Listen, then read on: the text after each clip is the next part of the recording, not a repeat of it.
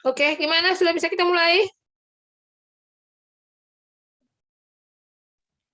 Udah hadir belum yang presentasi semuanya?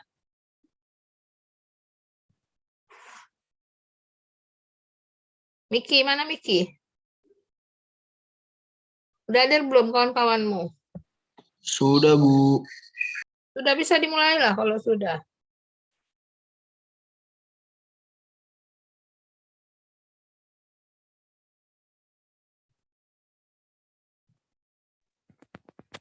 Oke, sebelumnya saya ingin bertanya apakah suara saya terdengar dengan jelas? Belum begitu jelas. Kalau untuk sekarang, Bu? Udah lumayan. Kamu belum sarapan ya? Belum, Bu. Nah, patutlah. Sambil sarapan aja di situ. Yang penting kami nggak tahu kamu sarapan. Oke, Bu. Kita mulai saja langsung. Assalamualaikum warahmatullahi wabarakatuh. Waalaikumsalam warahmatullahi wabarakatuh. Kak Sabila dan teman-teman sekalian, kami dari kelompok 2 pada pagi hari ini akan mempresentasikan mengenai laporan pengamatan perilaku konsumen yang telah kami lakukan dan juga materi mengenai persepsi konsumen. Sebelumnya, sebagai perkenalan, kami dari kelompok 2 terdiri dari saya sendiri, Zain Fatur Rahman, sebagai moderator, kemudian ada Miki Akbar, kemudian ada Rahmat Harun Harahap, kemudian ada Esra Natalia, kemudian ada Ibnu Al-Muafi, dan yang terakhir ada Ibnu Syaifullah.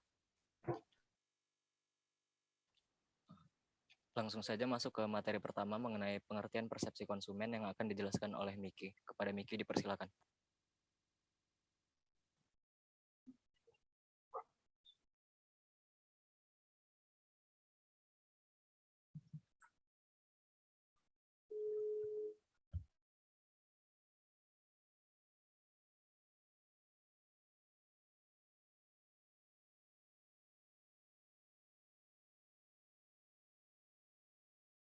Sekali lagi kepada Miki mengenai pengertian persepsi konsumen, silakan dipresentasikan. Oh iya, maaf, saya tadi masih on mic. Sorry. Oke, pengertian persepsi konsumen. Persepsi adalah suatu proses yang dilewati seseorang untuk menyeleksi, mengorganisasikan, dan mempresentasikan informasi-informasi tertentu dalam rangka membentuk makna tertentu mengenai atau merek tertentu. Schwartz mendefinisikan persepsi sebagai proses pemilihan, penyusunan, dan penafsiran informasi untuk mendapatkan arti. Sedangkan menurut Huriyati, persepsi adalah proses yang dilalui seseorang dalam memilih, mengorganisasikan, dan menginterpretasikan informasi guna membentuk gambaran berarti mengenai dunia. Persepsi konsumen merupakan suatu proses yang dilalui seseorang dalam melakukan pilihan, penyusunan, dan penafsiran informasi guna mendapat arti atau keputusan. Dan definisi tersebut dapat kita ketahui bahwa seseorang yang akan membeli dipengaruhi oleh persepsi situasi yang dihadapinya. Sedangkan apa yang dipersepsikannya berbeda dari kenyataan yang ada. Terima kasih, Zain. Baik, terima kasih. Selanjutnya, mengenai faktor-faktor yang mempengaruhi persepsi akan dijelaskan oleh Ipul atau Ibnu Syaifullah. Kepada Ibnu Syaifullah dipersilakan. Baik, terima kasih moderator.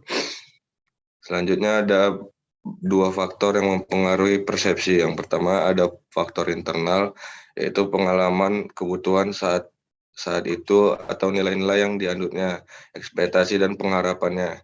Yang kedua ada faktor eksternal, yaitu tampilan produk, sifat-sifat stimulus, situasi lingkungan.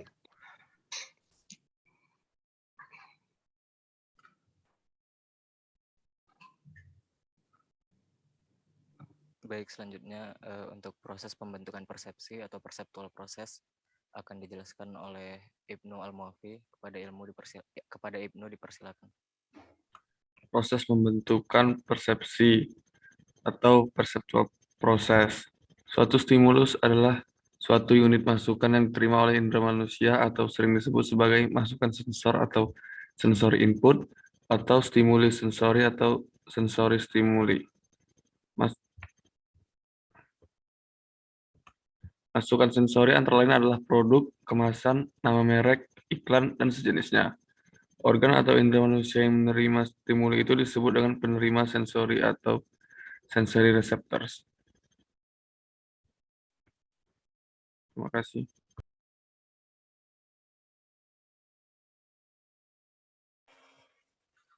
Selanjutnya mengenai sistem sensorik akan dijelaskan oleh Esra. Bentar. Esra. Ulangin dulu yang sebelumnya, coba ulang lagi dulu.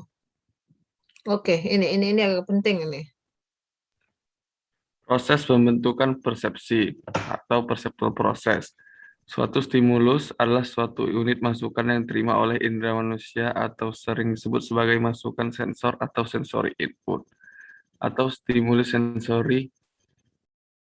Masukan sensori antara lain adalah produk, kemasan, nama merek, iklan, dan sejenisnya. Organ atau indera manusia yang menerima stimuli itu disebut dengan penerima sensori atau sensory receptors. Tahapan proses persepsi bisa dilihat sebagai yang sudah ditampilkan. Oke, nggak bisa dikatakan dilihat. Di sini dia intinya di sini sebetulnya persepsi itu. Persepsi adalah rangsangan yang diterima oleh indera kita.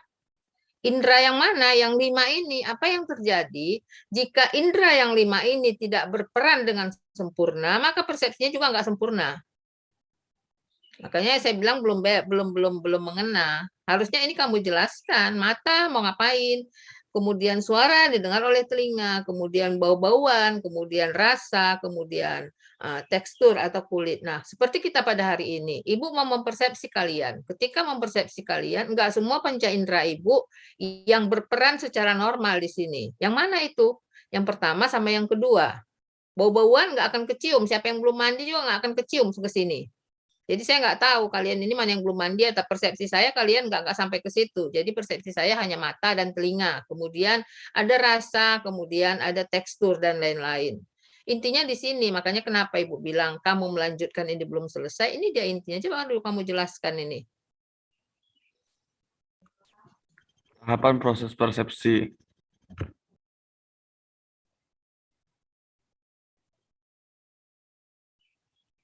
Tahapan proses persepsi. Pandangan lewat mata, suara dengar lewat telinga, bau dicium lewat hidung, rasa dirasakan mulut, tekstur dirasakan kulit. Oke. Ibu mau nanya dulu sama yang presentasi ini. Sepagi ini, persepsimu dari yang 5 ini yang mana sih yang berperan? 5 udah berperan belum? Udah, Bu. Udah, coba jelaskan dulu. Dari bangun tidur aja, nggak usah sekarang mulai di kamera ini. Coba jelaskan dulu ke kami di sini, biar kita lebih paham apa sih makna persepsi itu sebenarnya. Persepsi itu yang pasti adalah inti komunikasi. Ketika kita mau berkomunikasi, tanpa adanya persepsi, kita akan susah berkomunikasi. Nah, kemudian persepsi itu apa? Itu rangsangan, apa yang masuk ke indera-indera kita ini semua. Coba kamu jelaskan, ketika kamu bangun, apa yang duluan? Duluan kali terpapar oleh sesuatu dari panca inderamu ketika bangun tidur, Ibnu? Kulit, Bu, merasakan dingin. Dingin. Kemudian bukan telinga, alarm. Oh, enggak, Bu. Saya enggak. Kamu nggak pakai alarm bangun tadi, karena bangun harus kuliah 6:30. Enggak, bangunnya jam 5, Bu. Bangun sendiri. Oh, jam 5. Bangun sendiri, udah otomatis. Iya, Bu. Oke, jadi kalau nggak dingin kamu nggak bangun? Kayaknya enggak, Bu. Kayak minggu lalu. Oh, jadi yang bangunin kamu itu dingin alarmmu? Bukan alarmnya, Bu. Dingin kamarnya. Iya, maksudnya alarm di badanmu. Oh iya, Bu. Alarm di badan. Alarm itu tuh dia konotasi persepsi. Kita sudah berbeda persepsi sebenarnya. Ketika saya mengatakan alarm, di benakmu itu adalah jam. Handphone mungkin yang ada di jam. Padahal di benak saya itu adalah alarm apapun itu bukan hanya bentuk jam, tapi sesuatu yang membangunkan. Itu persepsi di kepala saya. Itu tadi sudah berbeda kita. Oke, setelah itu apa lagi? Berarti Itu yang tekstur sudah. Kemudian yang mana lagi tadi bangun tidur yang kamu rasakan? pandangan Bu, saya melihat HP jam berapa? Oke, jam berapa? Jam 5 tadi Bu. Oh, jam 5. Oke. Kemudian, Terus suara saya mendengar kakek saya sudah membuka-buka gorden di luar Bu. kok bisa kamu dengar kakek kamu yang bunyi kan suara horden? Kok tahu Iya, kamu itu kakek kamu? ya kan saya udah lama tinggal sama dia Bu. Jadi saya Nah, tahu lah itu kalau dia dia. bergorden. Makanya saya bilang persepsi. Mendengar suara, ada suara horden, itu dia persepsi.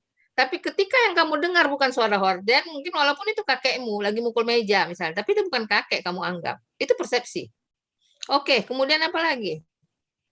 Tadi bau pas saya masak Indomie, itu rasa juga pas saya makan Indominya.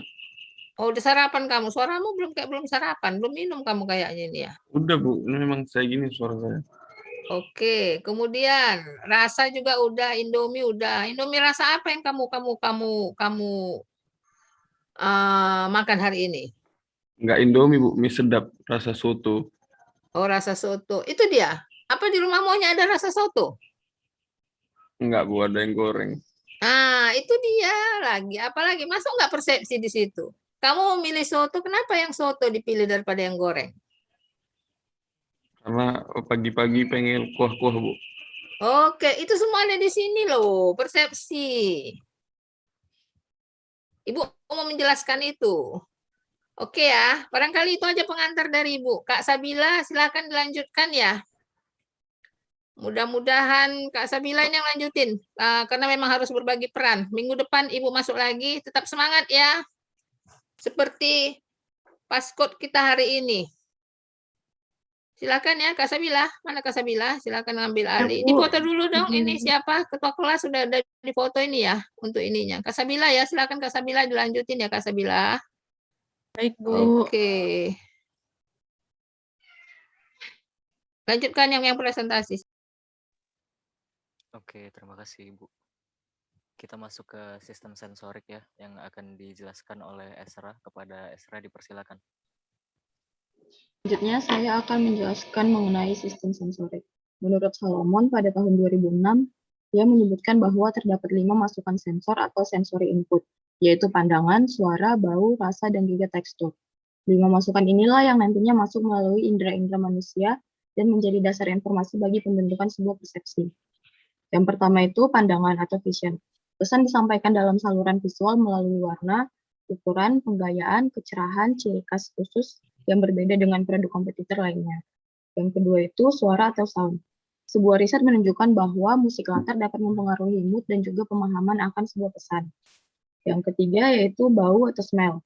Bau dapat mempengaruhi emosi dan juga memiliki efek menenangkan. Bau juga bisa memunculkan memori dan meredakan stres. Yang keempat yaitu rasa atau taste. Indera perasa kita berkontribusi pada pengalaman kita mengenai banyak produk. Analisis sensorik digunakan untuk menjelaskan persepsi manusia mengenai kualitas produk sensorik. Dan yang terakhir yaitu tekstur atau touch. Suasana hati distimulisasikan dengan dasar dari sensasi yang diterima dari kulit, entah itu dari pijat di tempat yang mewah maupun dinginnya angin yang menggigit. Tekstur memiliki makna simbolis. Sekian dari saya kembalikan ke moderator. Baik, terima kasih. Selanjutnya ada materi mengenai exposure yang akan dijelaskan oleh Harun. Kepada Harun dipersilakan. Baik, terima kasih moderator. Jadi, saya akan melanjutkan presentasi yang akan menjelaskan tentang exposure. Jadi, exposure atau yang dikenal dengan pemaparan adalah kegiatan penyampaian stimulus pemasaran kepada konsumen. Adapun elemen-elemen dari exposure antara lain yang pertama yaitu sensasi. Respon langsung dan cepat dari panca indera atau sensory organs terhadap stimulus yang datang. Sensasi diidentifikasikan sebagai tanggapan yang erat dari indera penerima, seperti mata, telinga, hidung, mulut, dan jari.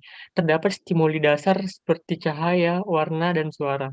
Kemudian adalah ambang absolut, atau penerimaan selektif adalah jumlah minimum intensitas stimulus yang diperlukan konsumen agar ia merasakan sensasi ambang absolut, yakni berfokus pada bagaimana lingkungan fisik. Kemudian adalah ambang diferensial.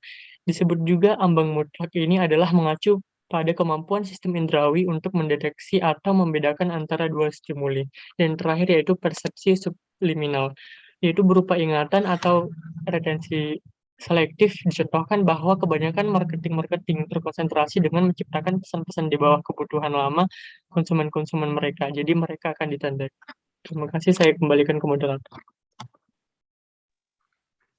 Baik, selanjutnya materi mengenai attention atau perhatian akan saya jelaskan.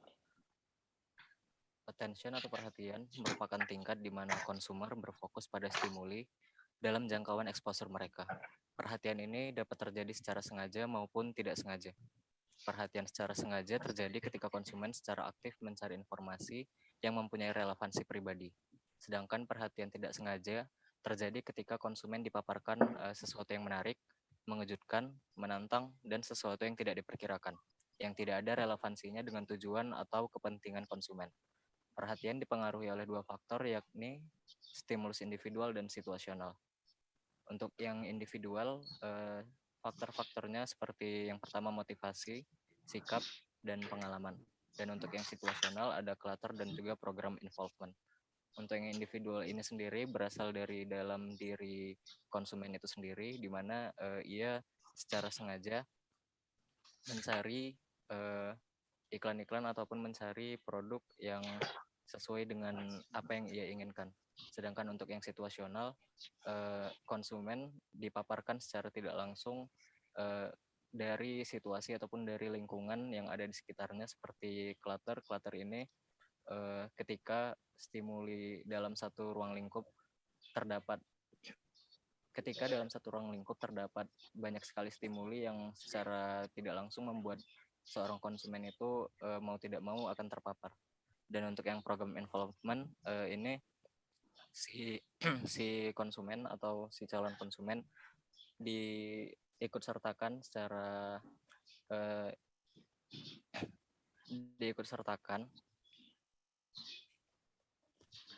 melalui sebuah program ataupun kegiatan yang bertujuan untuk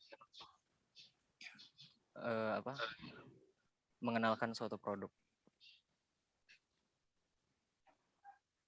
Baiklah, selanjutnya kita akan memasuki hasil wawancara dari perilaku konsumen yang kami lakukan. Yang pertama ada konsumen yang melakukan pembelian barang secara online, akan dijelaskan oleh Ipul atau Ibnu Syaifullah. Kepada Ipul dipersilakan. Terima kasih.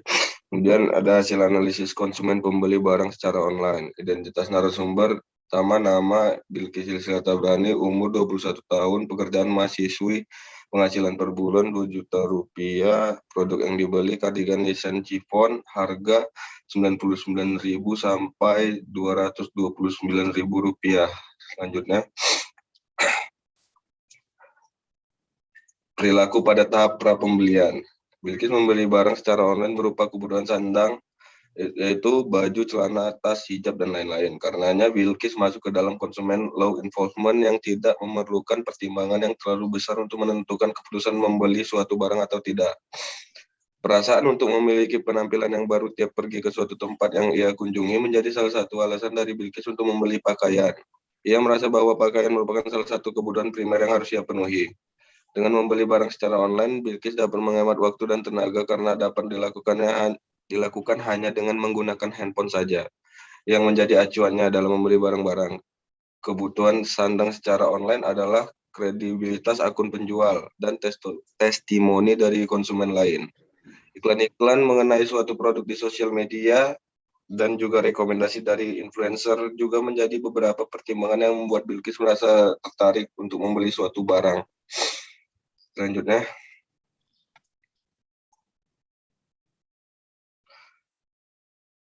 perilaku pada tahap pasca pembelian. Bilqis merasa ada kepuasan tersendiri ketika barang yang pesan secara online itu tiba di tangannya.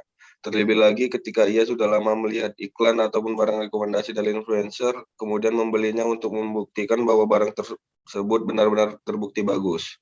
Setelah barang yang ia pesan sampai, ia langsung mengecek kelengkapan dan minus yang mungkin terdapat pada barang tersebut. Apabila ia merasa bahwa barang tersebut sesuai dengan ekspektasinya dan benar-benar bagus, maka ia akan melakukan pembelian kembali atau repeat order dan merekomendasikan barang tersebut kepada teman atau keluarganya. Sekian, terima kasih. Baik, terima kasih. Selanjutnya mengenai hasil wawancara terkait konsumen pembeli barang secara langsung atau offline akan dijelaskan oleh Ibnu Al-Muafi. Kepada Ibnu dipersilakan. Thank you. Identitas narasumber bernama Ayuni, umurnya 21 tahun, pekerjaan mahasiswi, penghasilan per bulannya 3 juta, yang dimana itu adalah jajan dari orang tuanya. Produk yang dibeli parfum Marc Jacobs Daisy dan harganya 1 juta. Perilaku pada tahap pra-pembelian. Ayuni membeli barang berupa parfum dengan merek Marc Jacobs Daisy dengan harga sekitar 1 juta.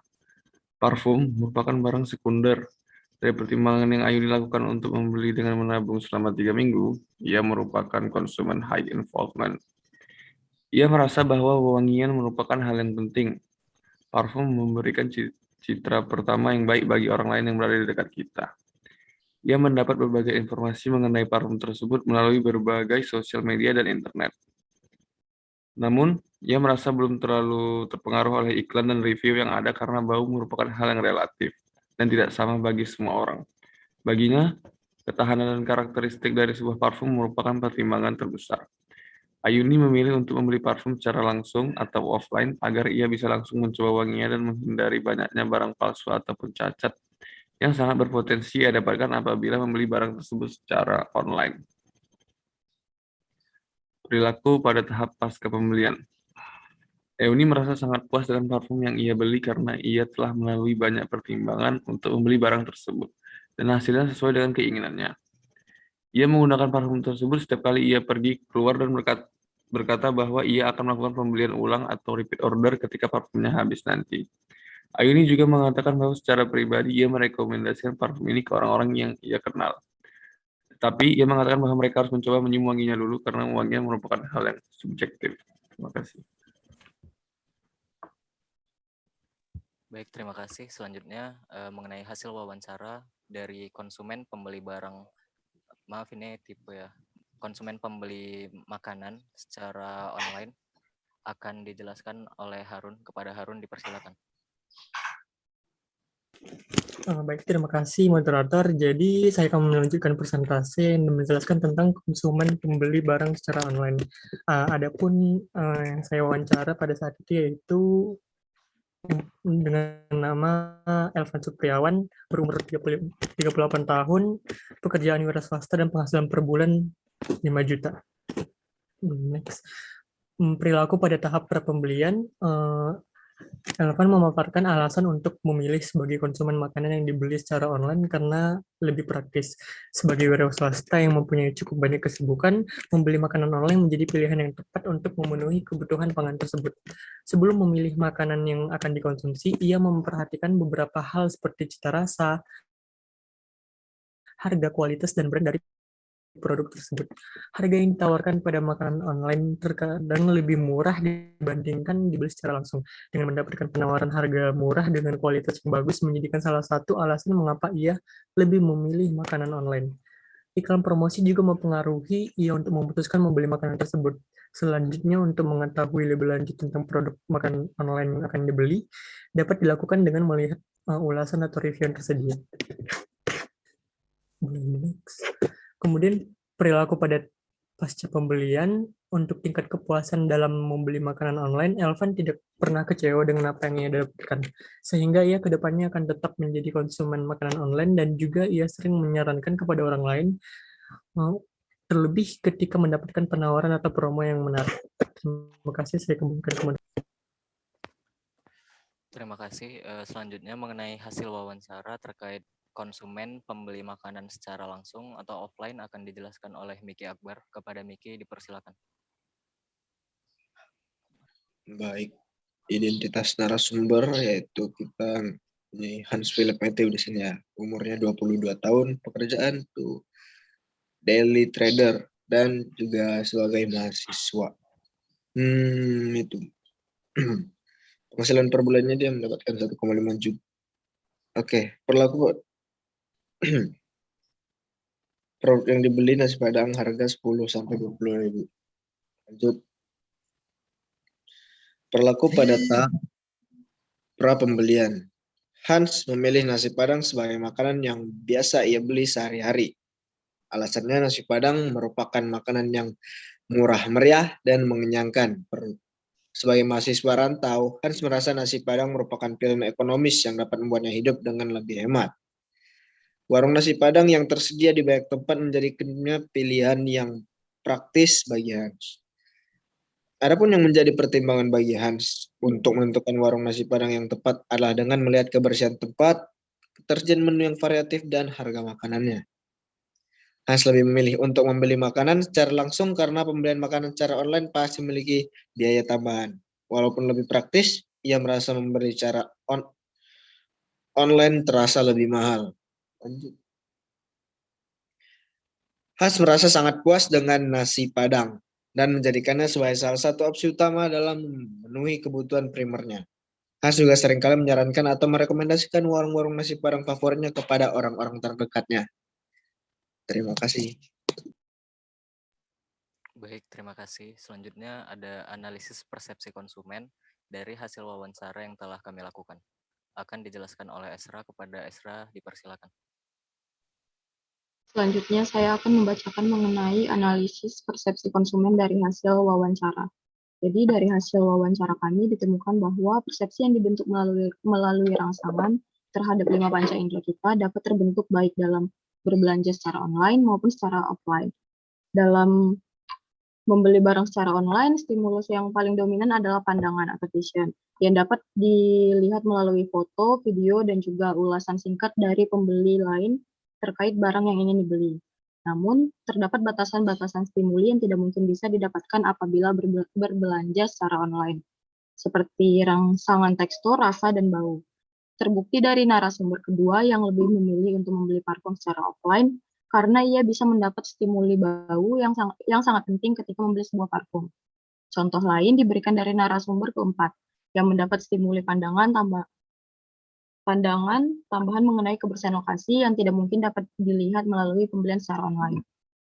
Online shop berusaha keras untuk melengkapi kekurangan stimuli yang dihasilkan secara online dengan mendeskripsikan secara tertulis maupun secara lisan melalui video mengenai tekstur, bau, maupun rasa yang dapat memberikan calon pembeli sebuah gambaran yang dapat diimajinasikan. Dari sini, calon pembeli setidaknya akan memiliki referensi terkait barang yang akan ia dapatkan nanti. Selanjutnya, saya kembalikan kepada moderator. Baik, selanjutnya ada kesimpulan dari wawancara yang telah kami lakukan. Yang pertama, pembelian barang dan makanan secara online itu memberikan manfaat berupa kepraktisan kepada konsumen. Konsumen tidak lagi harus mendatangi lokasi penjual sehingga dapat membuat berbelanja lebih efisien dan mudah. Segala bentuk perniagaan mulai dari memilih barang, mengecek kualitas, dan melakukan transaksi pembayaran dapat dilakukan dengan menggunakan handphone saja. Tentu saja hal ini merupakan sebuah hal yang positif, khususnya bagi orang-orang yang memiliki kesibukan yang padat atau berhalangan untuk membeli barang ataupun makanan secara langsung. Yang kedua, kredibilitas penjual, brand, dan testimoni dari konsumen lain merupakan faktor-faktor utama yang dilihat oleh konsumen sebelum ia membeli barang ataupun makanan secara online. Keterbatasan untuk dapat melihat dan mengecek kualitas barang secara langsung mengharuskan konsumen untuk melakukan riset terlebih dahulu untuk mengurangi resiko tertipu dalam membeli barang ataupun makanan secara online. Yang ketiga, iklan promosi yang dilakukan oleh suatu brand di media sosial terbukti memiliki peran penting dalam memperkenalkan suatu produk kepada pasar. Pembangunan citra brand sangat penting dalam membentuk kepercayaan konsumen dan menjalin hubungan antara brand sebagai penjual dengan konsumennya. Hal ini juga dapat diperkuat dengan penggunaan selebriti internet sebagai influencer untuk memperkenalkan sebuah produk kepada basis pengikutnya. Yang keempat, kekurangan pada pembelian barang dan makanan secara online yang dirasakan oleh konsumen muncul pada biaya tambahan, seperti biaya jasa, ongkos kirim, dan lain-lain, yang membuat konsumen merasa pembelian online lebih mahal. Yang kelima, pembelian barang secara langsung atau offline memiliki kelebihan tersendiri bagi konsumen untuk dapat melihat barang secara langsung dan mendapatkan pengalaman dari barang tersebut tanpa melalui pihak ketiga. Dan yang keenam, kepuasan konsumen setelah membeli suatu barang ataupun makanan, baik secara online maupun secara langsung, menimbulkan sifat loyalitas yang dibuktikan dengan adanya perilaku repeat order atau pembelian kembali, dan promosi secara mulut ke mulut atau word of mouth yang disebarkan oleh konsumen kepada orang-orang terdekatnya.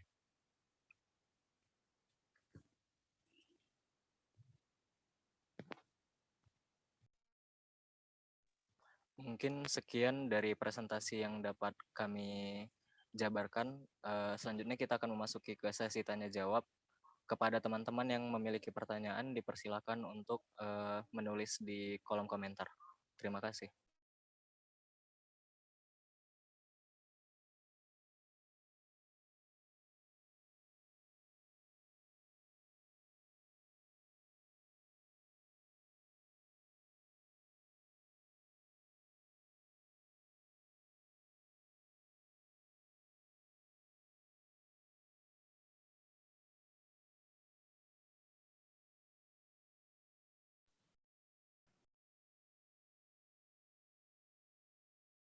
Ya, terima kasih kepada kelompok 2 yang telah mempresentasikan hasil pengamatan dan materi persepsi.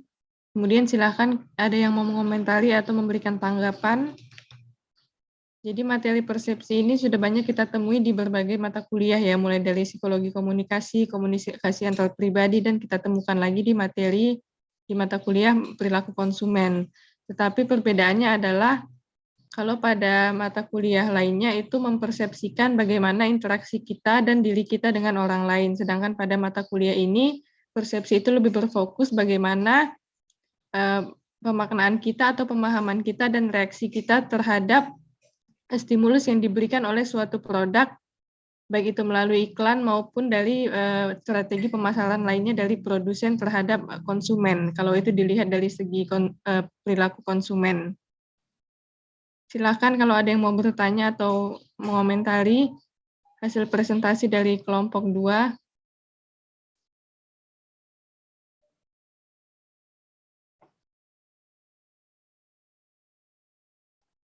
Ya, silakan Fikri, on mic langsung bisa. Oke, Kak. Assalamualaikum, selamat pagi kelompok 2 dan Kak Sabira. Saya ingin bertanya, di sini kalian di bagian exposure ada menuliskan ambang diferensial, yaitu ambang mutlak yang mengacu pada kemampuan sistem indrawi untuk mendeteksi atau membedakan antara dua stimuli. Ini bisa diberikan contoh dan bahasa yang lebih mudah dipahami nggak? Terima kasih.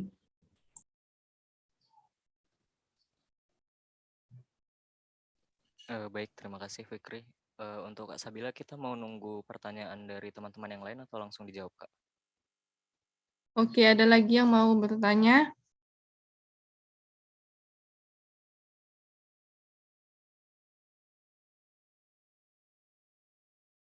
Silakan, langsung saja. Ya, sambil menunggu pertanyaan lain, silakan langsung ditanggapi, Zen, pertanyaan dari Fikri.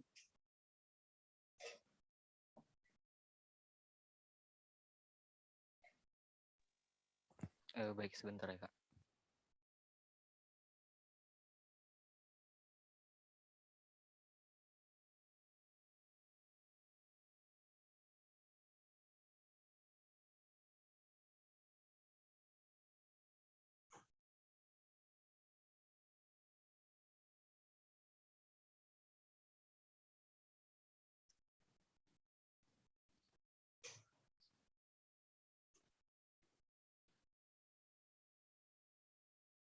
Silakan yang lain menanggapi.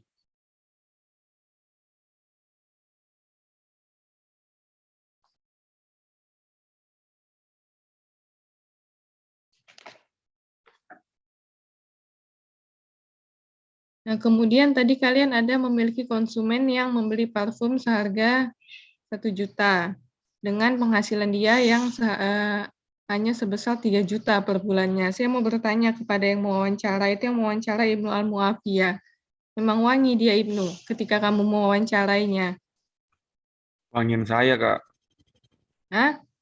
Wangi, tapi wangian saya. Kenapa lebih mahal parfum kamu? Enggak, mungkin saya makainya lebih baru pada dia. Ya udah dari pagi, Oke. saya dari malam gitu mungkin. Oke, nah ketika dia penghasilannya 3 juta, kemudian dia membeli parfum seharga 1 juta, apakah itu masih masuk ke dalam kebutuhan sekunder atau malah masuk ke dalam kebutuhan tersier gitu?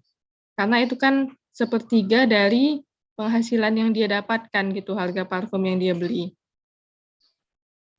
Tapi kan Kak itu bisa bertahan 6 bulan Kak sekali beli.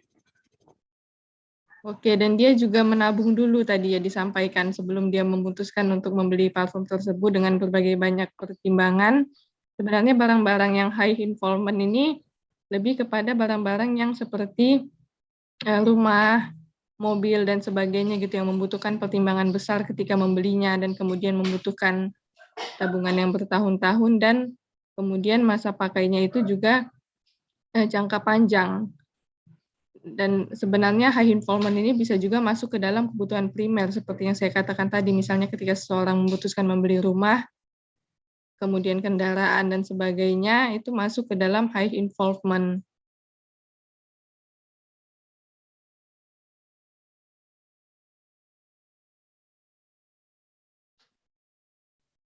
Di sini ada yang mau menanggapi nggak terkait dengan konsumen-konsumen dan persepsi yang mereka dapatkan terhadap keputusan pembelian barang yang mereka lakukan berdasarkan hasil analisis dari kelompok 2.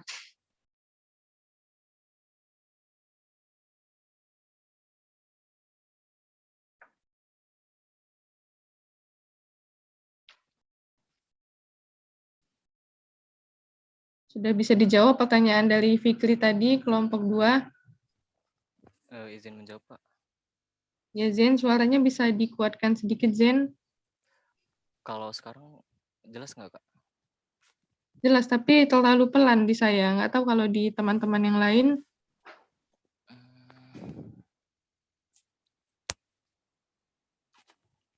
Tes. Udah dengar, Kak?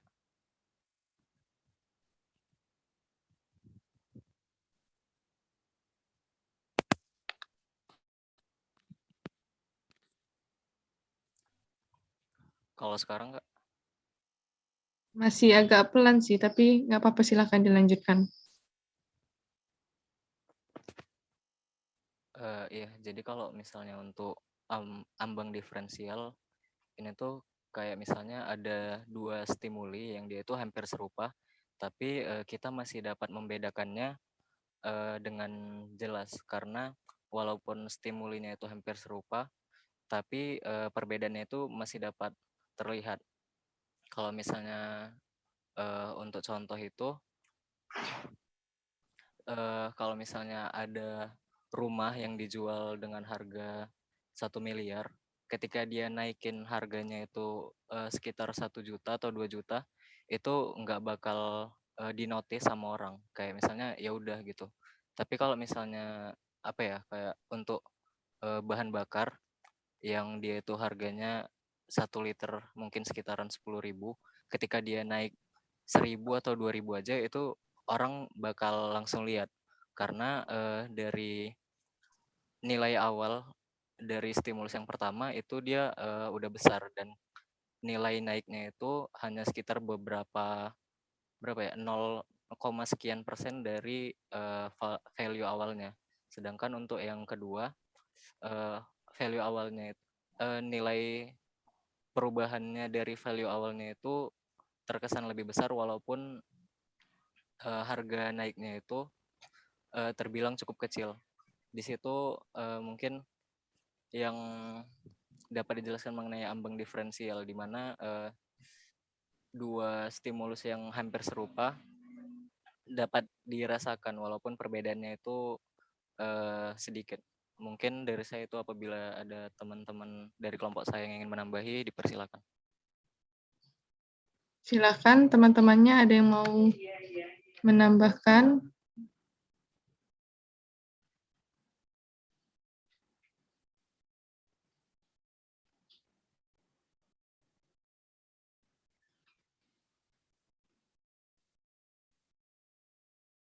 Izin menambahkan, Kak. Ya, silakan. Oke, jadi seperti yang sudah dijelaskan seperti Jane, jadi secara sederhananya ambang diferensial itu kita dapat membedakan dua macam stimuli atau rangsangan, baik itu berupa penglihatan, peraba, dan lain-lain. Jadi kalau contohnya, kalau misalnya desain Coca-Cola, kita bisa lihat mungkin sering terjadi perubahan-perubahan dan kadang kita nggak sadar bahwa telah ada perubahan desain pada desain Coca-Cola itu. Kayak gitu.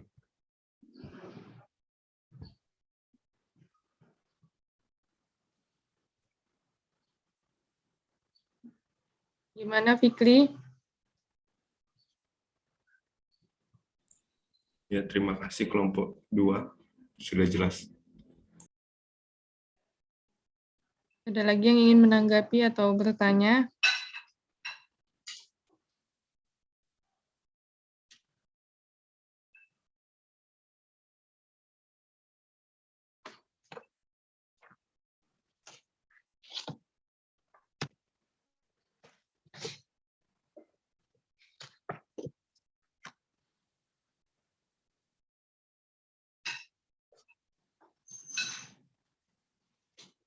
Jadi ambang batas diferensial ini juga merupakan salah satu strategi pemasaran di mana misalnya contoh kecilnya saja misalnya ketika kalian membeli mie instan seperti Ibnu tadi kan yang mengonsumsi mie instan di pagi hari, biasanya dia mengonsumsi mie sedap. Kemudian terdapat perbedaan harga dengan Indomie hanya Rp500. Tetapi itu karena dia memang sudah pembeli tetap mie sedap gitu dengan perbedaan harga Rp500 mungkin lebih murah Indomie, tidak membuat dia melakukan perubahan pemilihan produk gitu. Tetapi ketika perubahan harganya itu naik menjadi Rp1.000, maka di situ stimulusnya dirasakan oleh produsen dan akhirnya memutuskan untuk melakukan perubahan dalam pemilihan produk. Begitu, itu yang dinamakan dengan ambang batas diferensial, kemampuan untuk mendeteksi atau membedakan dua stimulus yang berbeda. Tetapi dalam batas tertentu ada konsumen yang ketika perbedaan harganya sedikit tidak memutuskan untuk melakukan pembedaan produk, tetapi ketika harganya itu berubah sedikit lebih besar, maka perubahan merek itu terjadi gitu atas keputusan pembelian konsumen. Ini disebut dengan Just Noticeable Difference atau JND, strategi pemasaran yang dipopulerkan oleh Weber. Jadi si Weber ini mengemukakan bahwa stimulus awal yang lebih kuat diperlukan agar adanya perubahan yang lebih besar yang dapat diperhatikan oleh konsumen. Jadi kalau perbedaan harganya itu sedikit tidak diperhatikan oleh konsumen. Nah, di sini ada yang bisa memberikan contoh bagaimana ambang batas diferensial ini bekerja pada diri kita masing-masing. Begitu ketika kalian misalnya sudah memiliki loyalitas terhadap suatu produk atau merek, kemudian karena adanya perubahan harga yang lebih murah, sedikit lebih besar gitu kan, yang biasanya hanya Rp1.000 perbedaannya, dan kemudian ketika naik menjadi Rp2.000, kalian memutuskan mengadakan perubahan merek gitu terhadap produk-produk yang kalian pakai. Produk sehari-hari juga bisa, misalnya seperti pasta gigi, sabun, dan sebagainya. Ada nggak yang memperhatikan perbedaan itu? Atau malah tidak ada loyalitas merek gitu terhadap produk sehari-hari yang kalian pilih. Jadi mana yang lebih murah itu saja yang diambil untuk kebutuhan sehari-hari. Gimana, ada yang bisa memberikan contoh atau tanggapan?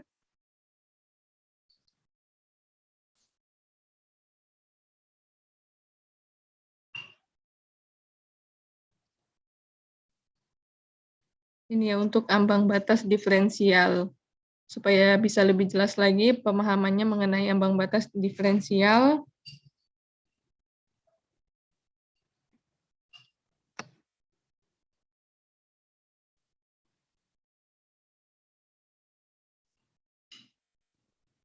Silakan.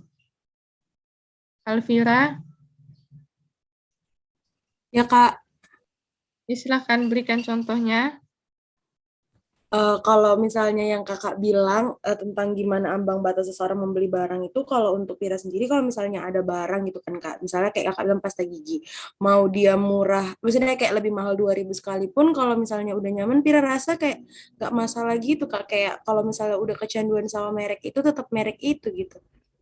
Jadi kalau misalnya ambang batas, mungkin kalau kalau udah nemu yang baru kali kak, udah kayak udah nggak serak sama merek itu kali, makanya bakalan jadi muak dan sampai dia membatas gitu kak. Contohnya apa? Loyalitas merek apa misalnya yang kamu berikan terhadap sebuah produk itu sampai misalnya tidak memutuskan untuk membeli produk dengan brand yang lain? Kalau untuk barang yang udah itu kayak apa kak? Ini apa? Hembody, Nivea, karena udah nyaman pakai itu. Pakai apa biasanya? Pakai, aduh apa itu kak? Nivea itu kak, body lotion Nivea gitu. Oke, jadi kamu tidak notice gitu kalau misalnya ada perubahan harga yang lain dari merek lain yang lebih murah dari yang biasanya misalnya 23.000 menjadi 20.000 gitu, kamu tidak notice lagi ya, karena sudah ada loyalitas merek terhadap salah satu brand tertentu. Iya kak, benar. Oke, ada yang lain?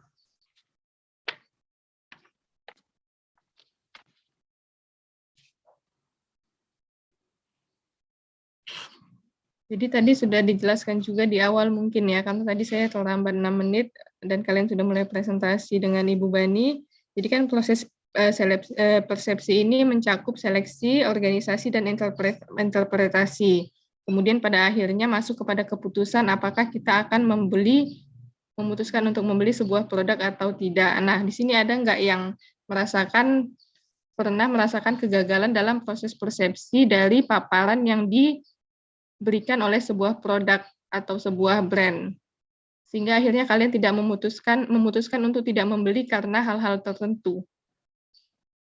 Jadi dia setelah masuk ke kan atensi gitu kan, ada exposure dari sebuah produk, baik dari itu iklan maupun komunikasi dari word of mouth gitu kan, dari mulut ke mulut, ataupun dari sebuah selebritas di internet, dari influencer, dari sebuah produk, dan kemudian masuk ke seleksi kalian, masuk ke pengorganisasian dari persepsi tersebut, dan kemudian menginterpretasikan makna dari persepsi tersebut, dan akhirnya masuklah ke dalam closure atau penutupan atau keputusan apakah kalian akhirnya membeli atau tidak membeli produk tersebut. Nah, di sini siapa yang bisa memberikan contoh adanya kegagalan persepsi dari sebuah produk tertentu, dan kemudian alasannya kenapa sih ketika pada akhirnya ketika kalian mendapatkan exposure dari sebuah produk dan akhirnya kalian tidak jadi membeli produk tersebut karena alasan-alasan tertentu begitu. Silakan siapa yang mau memberikan jawabannya dari kelompok 2 ataupun dari luar kelompok 2 dipersilakan.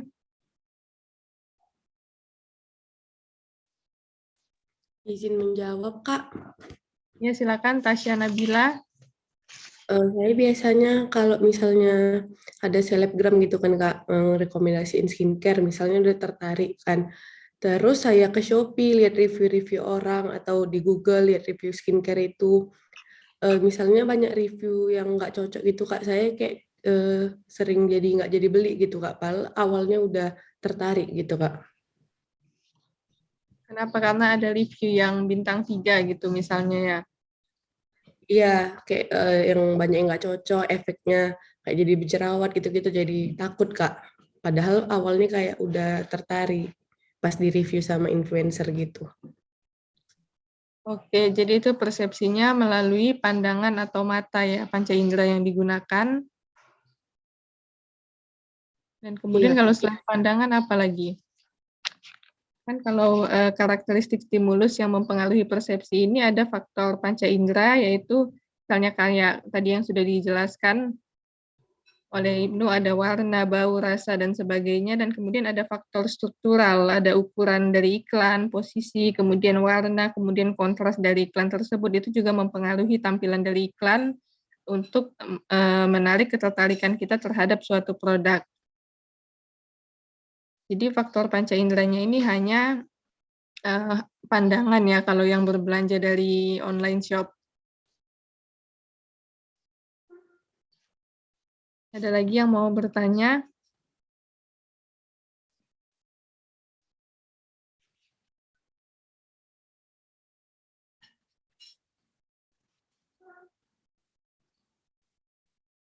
Silakan. Halo, kok sepi kali kalian ini? Ibu memperhatikan loh dari tadi. Banyak yang tidak on cam lagi ya.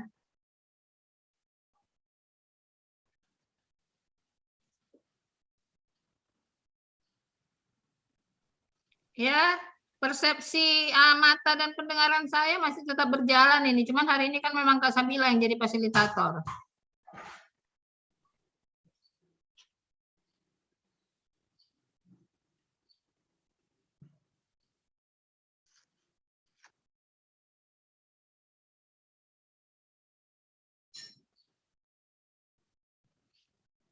Oke, silakan ada yang bisa memberikan contoh lainnya.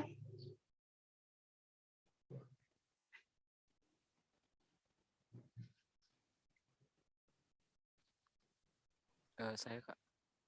Oke, bentar dulu. Ibu potong dulu ya. Halo, bentar. Ayu Afifa, Nafiza, sama Ivan Fadilah, silakan kamu berkomentar 3. Kak Sabila dicatat. Ayu Afifa, Nafiza, sama Imam Fadilah.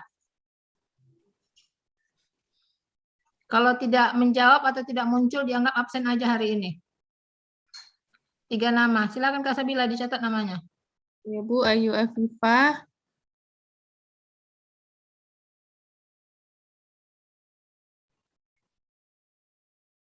Nafiza. Oke, sudah saya Nafisa, sebutkan. Ibu. Silakan ya. Nafisa, tapi Kalau satu nggak lagi. dilanjutkan sama yang lain. Ya? Satu lagi, Bu. Itu dia. Persepsi pendengaran. Kak Sabilanya juga entah kemana ini. Imam Fadilah. Oke, Bu. Saya, Bu. Ya, silakan berkomentar. 3 nama yang saya sebut. Saya dari tadi di depan ya. Saya dari tadi di depan laptop, tapi memang karena bukan saya mau mencoba hanya persepsi pendengaran, tapi mata saya juga tetap berjalan ini.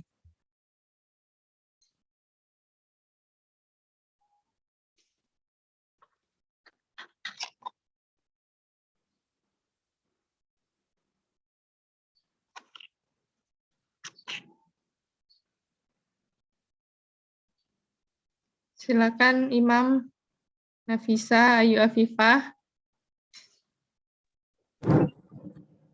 Izin menjawab, Bu. Ya, silakan Nafisa. Setelah itu Imam dan Ayu Afifah ya.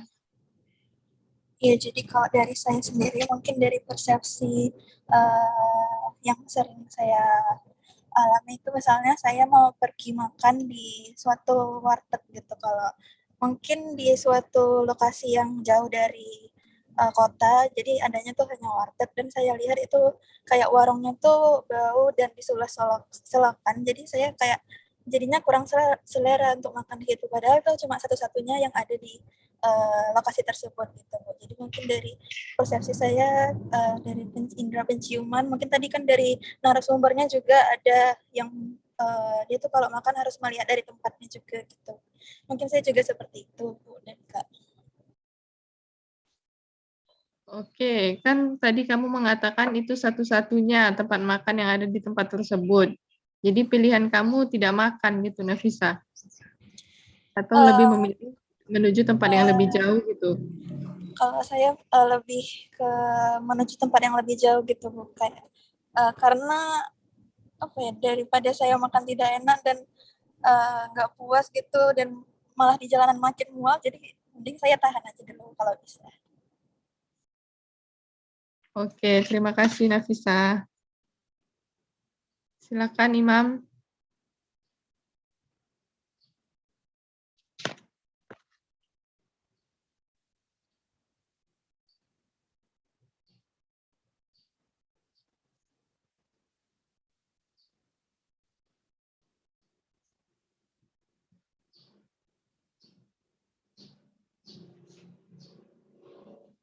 Silakan Imam, ada yang mau disampaikan, dan Ayu Afifah, seperti pesan Ibu Bani tadi.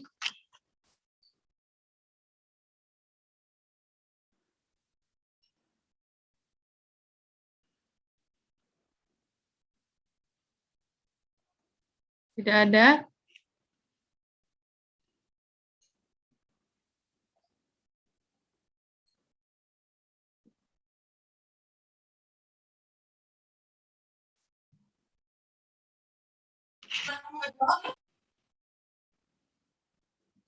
Tidak ada Imam. Kak, izin pertanyaannya apa, Kak? Silakan, tadi sudah banyak ya yang ditanyakan tentang bagaimana ambang batas diferensial ini berpengaruh terhadap keputusan pembelian. Kemudian ada lagi pertanyaan tentang bagaimana sih kegagalan persepsi yang pernah terjadi ketika kamu memutuskan membeli sebuah produk ketika sudah terjadi exposure, kemudian seleksi dan organisasi terhadap sebuah informasi produk, tetapi kemudian kamu memutuskan tidak jadi membeli produk tersebut. Nah, itu dinamakan dengan kegagalan persepsi gitu, dari apa yang disampaikan produsen terhadap konsumennya. Itu bisa diberikan nggak contohnya dari pengalaman pribadi, kegagalan persepsi yang pernah kamu alami sehingga akhirnya memutuskan tidak jadi membeli atau menggunakan sebuah produk?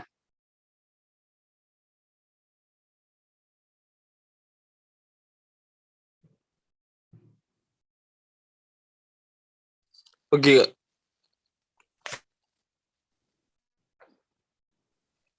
Ya, pertama, saya pernah mau beli suatu barang kan, Kak. Suatu barang itu berbentuk makanan kayak bakso. Awalnya persepsi saya bakso itu, karena kita tahu bakso itu enak kan, Kak. Dan saya kira tempat jualan bakso itu bersih ya. Rupanya ketika saya lewat, ternyata masih jorok tempatnya gitu, Kak. Di bawah-bawahnya itu masih banyak bekas-bekas tisu. Jadi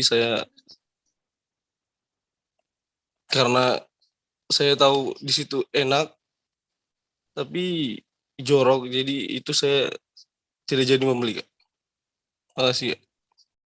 Oke, jadi sama dengan Nafisa tadi ya, faktor kebersihan itu mempengaruhi ya persepsi kalian, panca indera kalian yang bekerja itu ketika menyeleksi faktor kebersihan itu adalah bisa dari hidung gitu kan, bisa dari pandangan mata, dan kemudian bisa juga dari panca indera yang lain.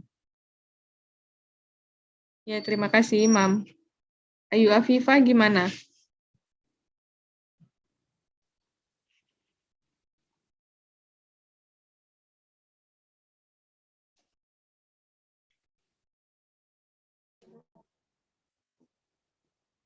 Nggak ada Ayu Afifah. Ayu Afifah, kalau nggak ada kita lanjut ke pembahasan berikutnya. Nggak tahu. Aku baru masuk juga lah. Jewel bisa di-mute dulu. Atau ada yang mau disampaikan? Ya, tadi Zain ada mau menyampaikan sesuatu, silakan Zain. Enggak sih Kak, mau jawab pertanyaan yang sama tadi aja. Kalau misalnya dari teman-teman yang tadi dari makanan, mungkin aku dari kayak pakaian gitu sih Kak. Kayak dari jauh dia tuh tampilannya menarik gitu kan. Tapi pas kita lihat secara langsung dan kita pegang, kita raba gitu, dari teksturnya mungkin agak sedikit kasar atau mungkin nggak pas sama selera kita gitu Kak. Jadi kita nggak jadi beli. Itu aja sih Kak. Oke, kalau pembelian baju secara online pernah nggak Zain? Sering nggak? Pernah Kak. Dan itu pasca pembelian itu persepsimu gimana gitu?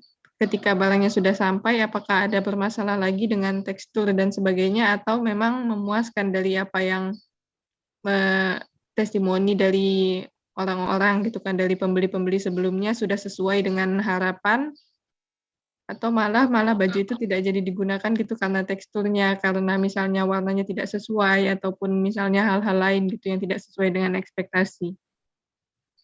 Kalau saya sih Kak, kalau misalnya beli baju itu lihat reviewnya itu yang ada gambarnya gitu Kak. Jadi saya bisa ngira-ngira untuk teksturnya ini kira-kira apakah ketipisan ataukah mungkin nanti bakal ketebalan jadi panas gitu.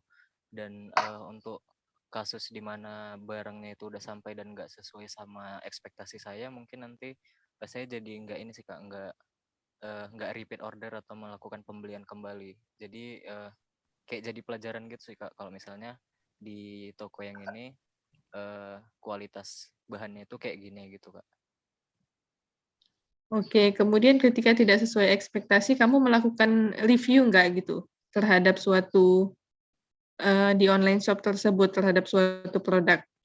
Atau kamu tindakan pasca pembeliannya cukup tidak membeli lagi, tapi tidak memberikan review yang mana nantinya akan berguna untuk pembeli lainnya? Kalau dari saya sih jarang buat review Kak, jadi cuman sebatas nggak beli lagi aja. Oke, terima kasih Zain.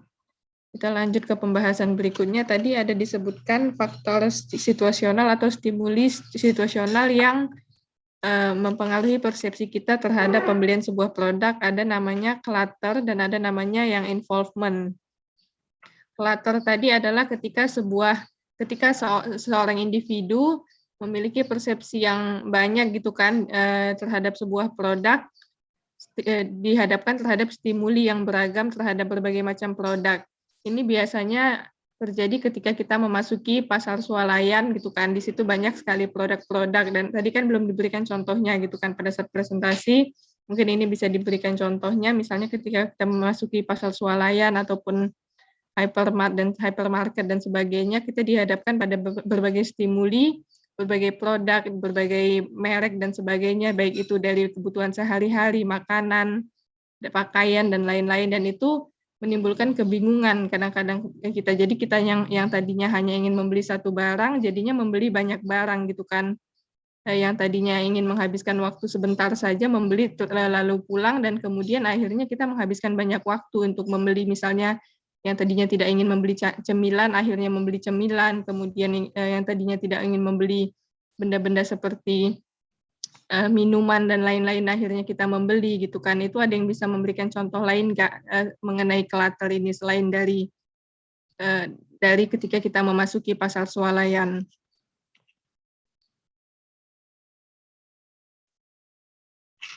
Itu masuk ke faktor. Iya, silahkan Zain. Kalau misalnya yang di pasar swalayan itu kan offline Kak. Kalau yang online itu biasanya kalau kita buka online shop dan masuk ke satu kategori, biasanya itu banyak produk-produk itu Kak yang sesuai sama kategori. Misalnya saya pilih hoodie gitu atau sweater.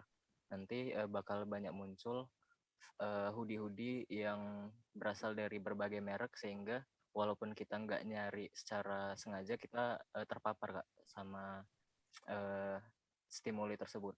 Jadi kita yang sebelumnya nggak tahu ada hoodie dari merek A misalnya jadi tahu, dan bisa jadi itu mempengaruhi keputusan membeli kita Kak.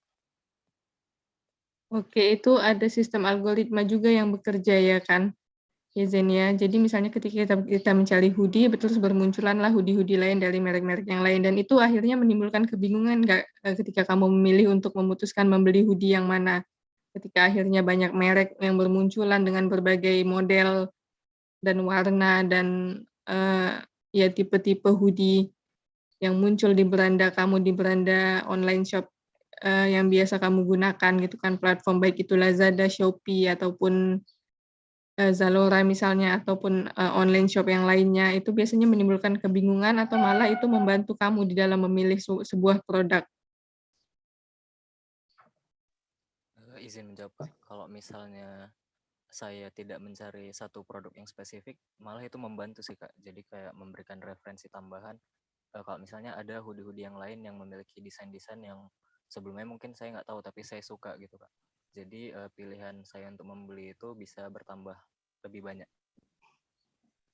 Oke, terima kasih Zain.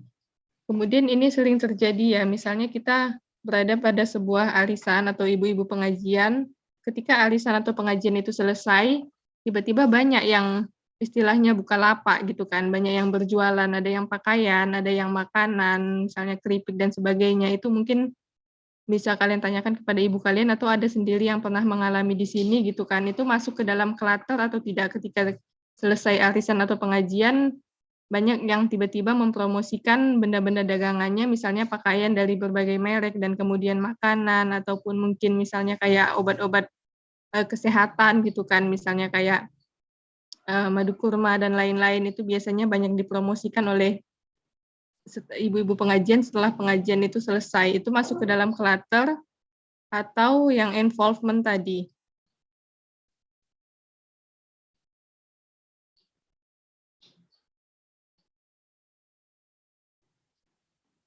Ketika seorang produsen tiba-tiba dihadapkan kepada banyak merek. Kalau involvement tadi itu contohnya ketika konsumen itu sengaja ditempatkan kepada kegiatan untuk mempromosikan produk tertentu. Itu biasanya sering dilakukan oleh MLM gitu ya, misalnya seperti Oriflame dan lain-lain yang menempatkan, kan itu kan ada jaringannya, dan kemudian calon konsumen itu diadakan sebuah pertemuan di mana pertemuan tersebut digunakan untuk mengajak mereka untuk bergabung sebagai anggota sekaligus untuk membeli sebuah produk. Itu yang dicontohkan, itu adalah salah satu contoh dari metode involvement atau keterlibatan konsumen.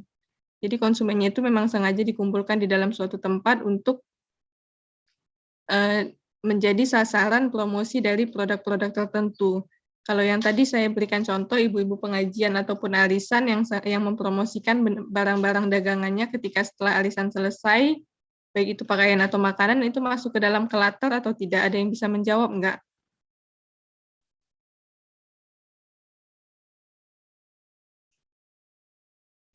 Kan itu konsumennya dihadapkan ke banyak berbagai pilihan benda, produk, ataupun merek ya ketika hal itu terjadi. Itu contoh sehari-hari di dalam kehidupan.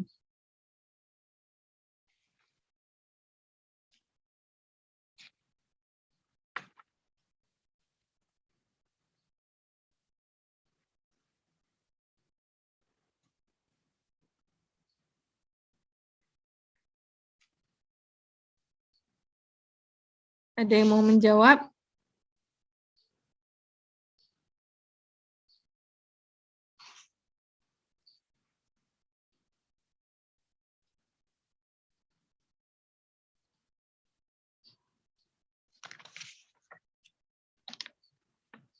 Silakan. Samuel.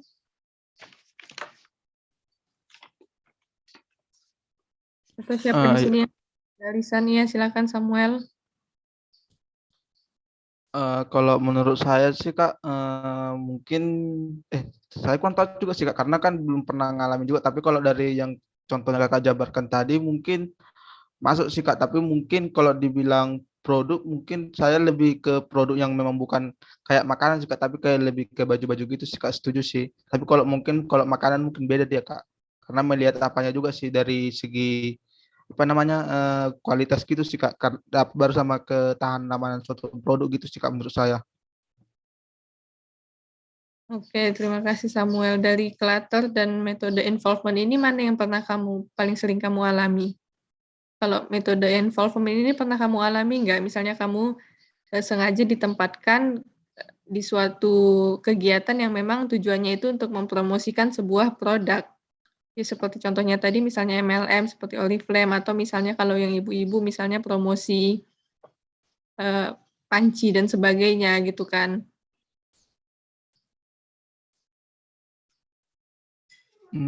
Belum pernah sih Kak, karena kalau pernah sih Kak. Jadi kayak pernah menghadiri kayak suatu acara gitu kan. Sebenarnya lebih ke acara acaranya keluarga teman gitu kan. Tapi ada juga kayak itu diselip-selipkan gitu sih Kak, kayak jual apa ya waktu itu terakhir Tupperware dia Kak, Tupperware kayak gitu Kak. Jadi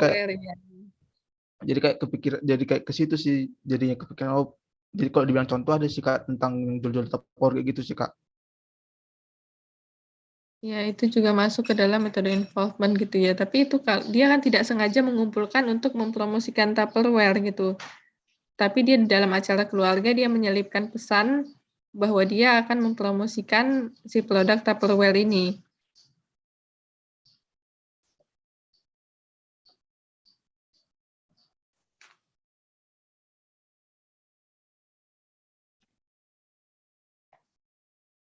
Kemudian stimuli lingkungan, sosial, dan budaya itu juga mempengaruhi bagaimana kita memutuskan untuk menggunakan atau memilih sebuah produk atau merek. Misalnya, saya mau tanya lagi nih ke yang beli parfum seharga 1 juta, apakah memang di lingkungannya itu ada nggak diwawancara? Memang di lingkungannya itu memang terbiasa menggunakan parfum-parfum yang memang harganya seperti itu gitu.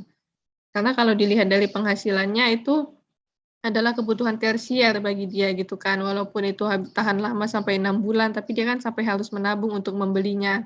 Kecuali kalau memang penghasilan dia sudah di atas 3 juta, ini kan sudah sepertiga penghasilan dia hanya untuk parfum, belum lagi alokasi penggunaan anggaran untuk benda-benda lain yang dia beli, belum lagi untuk makanan, pakaian, dan sebagainya gitu kan.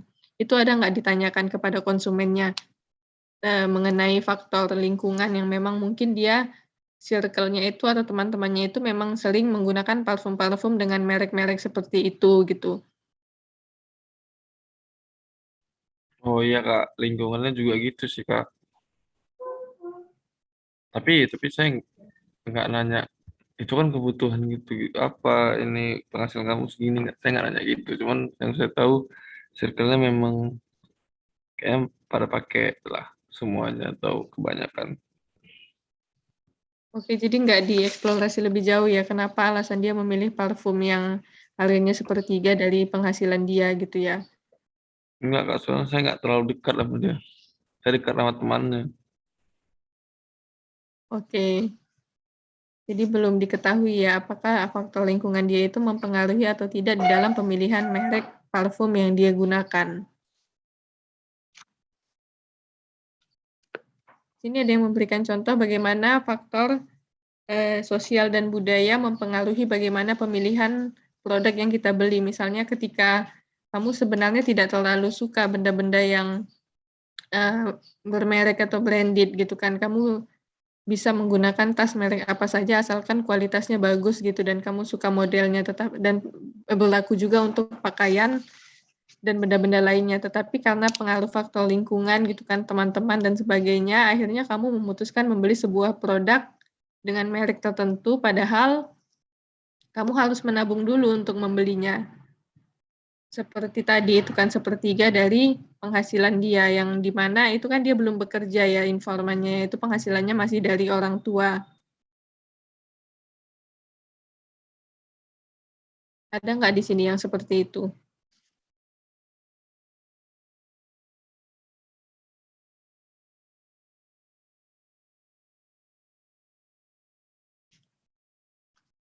Silakan, ada yang mau menjawab?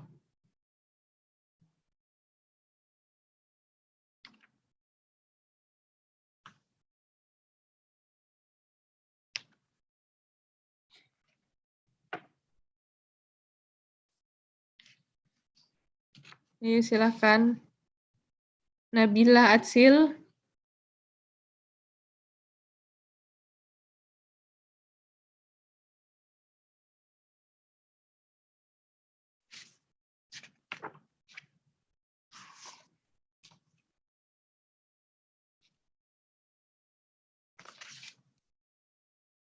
Nabila, ada yang mau disampaikan? Sebenarnya mungkin saya ingin bertanya Kak terkait parfum yang tadi menurut Kakak itu kebutuhan tersier atau secondary. Kan penghasilan dia per bulan 3 juta dan parfum itu tahan 6 bulan. Jadi kalau misalnya dikalkulasikan dalam 6 bulan dia dapat 18 juta dan dia mengeluarkan 1 juta untuk beli parfum. Jadi itu bukannya termasuk memang kalau misalnya untuk 1 bulan parfum 1 juta itu mahal ya Kak. Tapi kalau misalnya dia kayak gitu, saya rasa itu nggak terlalu mahal gitu Kak. Karena dia belinya dalam 6 bulan. 6 bulan sekali begitu ya? Iya Kak. Jadi menurut kamu itu masih wajar, masih dalam tahap kebutuhan sekunder ya, belum kebutuhan tersier. Karena kalau udah dikalikan 6 bulan dikali 3 itu 18 juta, dan dengan penghasilan dia itu dibagi, dia hanya menghabiskan sekitar 1 juta dibagi 6 berapa? Sekitar 200 ribuan lah ya, itu untuk dari penghasilan dia. Ya, Riki. Siapa yang stres, Riki? Maaf Kak, tadi salah kirim Kak. Ya, kalau gitu kamu silakanlah sampaikan pendapat, pertanyaan, ataupun komentar kepada kelompok 2.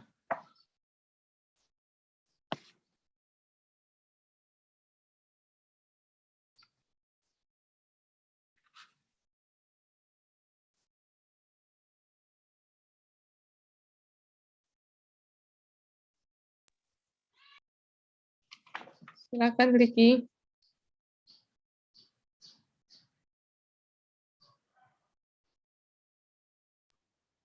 Sejauh ini Kak, mungkin belum ada tanggapan Kak untuk kelompok 2. Kenapa tidak ada tanggapan?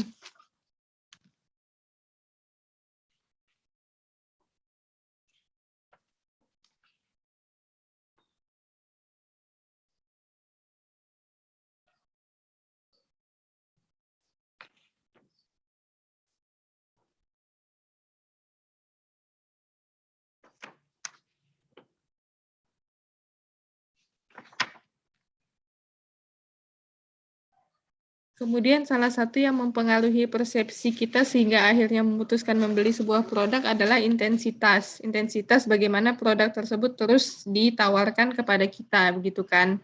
Misalnya ketika membuka media sosial, sebuah benda terus-menerus muncul di beranda kita, dan kemudian ketika ada seseorang yang menawarkan langsung sebuah produk, dia terus-menerus menawarkan, misalnya kita merasa akhirnya membeli benda tersebut, entah karena merasa tidak enak atau karena berubah pikiran, oh ternyata saya membutuhkan benda ini ya, itu ada yang bisa memberikan contoh nggak? Terkait dengan intensitas dari exposure produk yang akhirnya memutuskan merubah persepsi kita yang tadinya kita tidak merasa membutuhkan benda tersebut, akhirnya memutuskan melakukan pembelian dan mempurchase produk tersebut gitu. Ini salah satu di dalam buku Solomon juga yang mempengaruhi personal selection factor atau pemilihan faktor seleksi kita sendiri. Salah satunya adalah intensitas, bagaimana stimuli-stimuli dari produk tersebut terus disampaikan kepada kita. Ada nggak gitu yang misalnya temannya merupakan anggota salah satu MLM tadi, kemudian terus-menerus ditawarkan misalnya produk Oriflame ataupun Tupperware dan lain-lain, yang akhirnya kamu entah karena merasa tidak enak atau karena kamu merasa akhirnya kamu tertarik gitu kan karena intensitas exposure dari promosi yang dilakukan oleh si penjual produk tersebut, akhirnya kamu memutuskan membeli produk tersebut gitu. Padahal awalnya kamu tidak tertarik terhadap produk tersebut. Jadi di sini ada perubahan persepsi di dalamnya.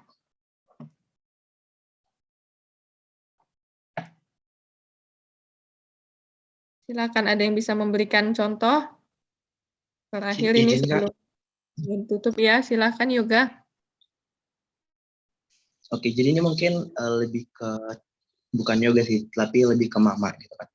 Jadi kayak ada MLM, mereka tuh menjual barang-barang dengan produk-produk Islami gitu kan. Pada awalnya mereka datang, cuman emang mau mempromosikan produknya, dan Mama juga mempersilahkan mereka masuk ke rumah untuk mempromosikan produknya gitu.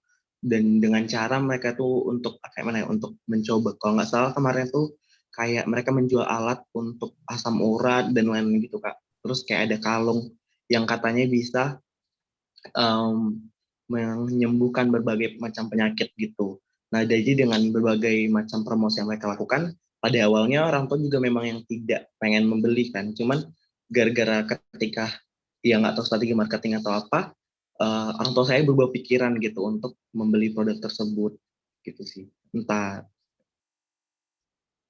dan kemungkinan terbesar orang tua membeli itu ya karena adanya rasa tidak enak, karena yang ngejual itu juga teman sendiri dan dia udah masuk ke rumah gitu sih Kak. Ya, dan karena intensitas paparan produk itu tadi ya, karena rasa tidak enak dan akhirnya membeli, adanya perubahan persepsi. Itu produknya biasanya apa aja Yoga? Produk-produk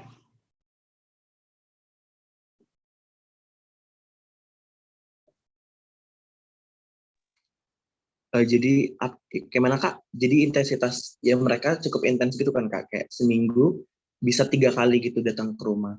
Dan untuk produknya sendiri tuh hampir tiap minggu mempromosikan produk yang sama gitu. Oke, kalau seminggu sampai 3 kali itu cukup mengganggu juga ya. Jadi mungkin itu juga yang menjadi alasan dibelinya sebuah produk tersebut supaya nggak diganggu lagi gitu ya. Jadi itu juga ya intensitas yang terlalu berlebihan juga dapat merubah persepsi kita terhadap pembelian sebuah produk. Kemudian di sini ada nggak yang pernah keluarganya membeli sebuah alat gym treadmill yang akhirnya tidak digunakan begitu?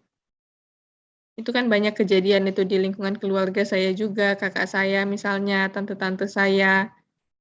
Itu persepsi awal mereka merasa mereka akan mau merubah pola hidup menjadi pola hidup sehat gitu kan. Dan akhirnya persepsi mereka itu alat gym atau treadmill itu akan mereka gunakan dengan seoptimal mungkin gitu untuk kesehatan mereka dan untuk fungsi-fungsi lainnya gitu kan. Dan pada akhirnya tidak digunakan, kenyataannya hanya digunakan beberapa kali setelah pembelian, kemudian hanya disimpan di gudang ataupun diletakkan begitu saja.